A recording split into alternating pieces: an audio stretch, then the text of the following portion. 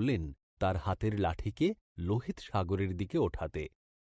ঈশ্বর তখন একটা ঝোড়ো হাওয়া পাঠিয়ে লোহিত সাগরকে 2 ভাগ করে দেন।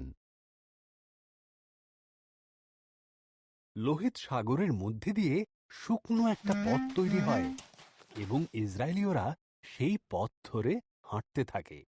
তাদের 2 ধারে সাগরের জল প্রাচীরের মতো দাঁড়িয়ে পড়ে। তারা নিরাপদে সাগরের অপর পাড়ে পৌঁছে যায়। ফরৌন এবং তার সৈন্যরা সাগরের মধ্য দিয়ে তাদের একই পথে ধাওয়া করে। ঈশ্বর তখন মোশিকে তার হাত ওঠাতে বললেন।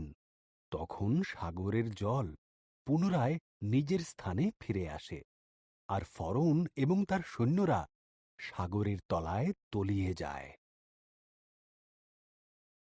ঈশ্বর তখন তাঁর সন্তানদের মরুভূমির মধ্য দিয়ে নিয়ে গেলেন। তিনি তাদের খাবার দিলেন এবং জল দিলেন।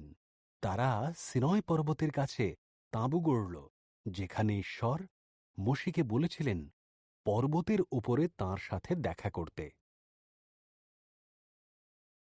আগুন আর ধোঁয়ার মধ্য দিয়ে মোশে পর্বতের চূড়ায় পৌঁছল এবং ঈশ্বর তার সাথে দেখা করতে নিচে নেমে এলেন।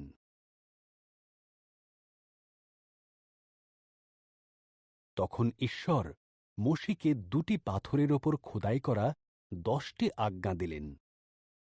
কোনো পরদেবতা আরাধনা করবে না, কোনো মূর্তি তৈরি করবে না, আমার নাম সম্মানের সাথে স্মরণ করবে, বিশ্রামবারকে বিশেষ দিন হিসেবে মান্য করবে, পিতামাতাকে সম্মান করবে, হত্যা করবে না, নিজের স্বামী বা স্ত্রীর প্রতি বিশ্বস্ত থাকবে,